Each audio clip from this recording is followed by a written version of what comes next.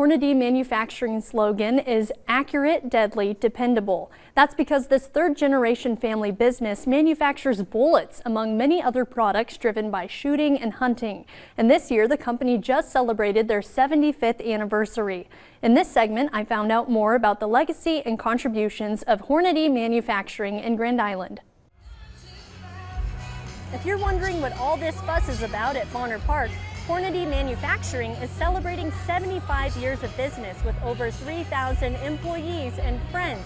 And it makes sense for the Hornady family to hold this birthday bash in Grand Island, the town where their founder started making bullets in a rented garage all those years ago. Most of the time, it always starts with an idea. The man behind the idea was Joyce Hornady. Joyce was a very humble, down-to-earth kind of guy, you know.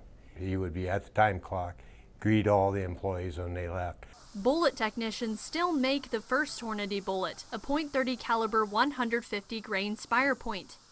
It's pretty rewarding, really, because I had a hand in making that stuff.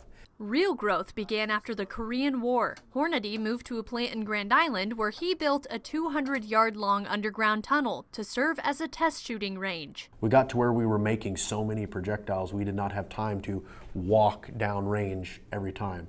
So we installed acoustic microphones that triangulate on the shockwave of the bullet that we can digitally produce all of our groups and stuff. Hornady's bullet designs became more and more innovative, but a new era began when Joyce tragically died in a plane crash in 1981. His son, Steve Hornady, stepped in and runs the business with a member of the third generation, Jason Hornady. Our family has a policy where you can't come back until you've worked somewhere else for 10 plus years. The hometown of Grand Island, Nebraska starts to call pretty hard when you've been gone a while.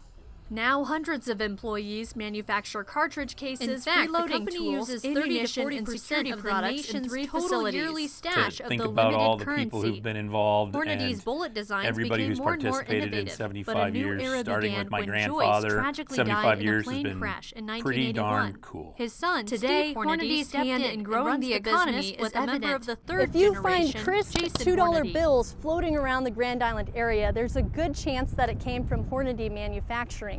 In June, the company pays a portion of the employee bonuses in $2 bills. In fact, the company takes up 30 to 40% of the nation's total stash of $2 bills. It's something fun and different that nobody else does. The Hornady family plans to honor tradition while developing new products in the years to come. It's very rare that you have multi-generational family businesses that succeed. I think it's really common in Nebraska. I don't think it's really common a lot of other places. For Pure Nebraska, I'm Grace McDonald.